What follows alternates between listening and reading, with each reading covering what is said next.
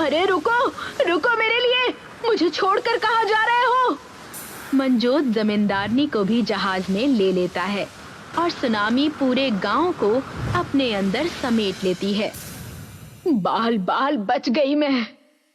जमींदारनी जहाज को देखती है और स्थिर रह जाती है। ओह, ये कितनी बड़ी जहाज है, मगर यहाँ पर इतनी सारी लकड़ियां क्यों रखी हुई हैं? मंजोत गांव वालों से कहता है, गांव वालों ध्यान से सुनो, इन लकड़ियों को मैंने आप लोगों के लिए जमा किया है। मेरे पास इतना समय नहीं था कि मैं जहाज में आप लोगों के लिए घर बना सकूं।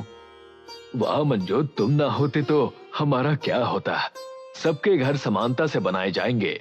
घर में रहने वाले परिवार के हिसाब से घर को बनाया जाएगा।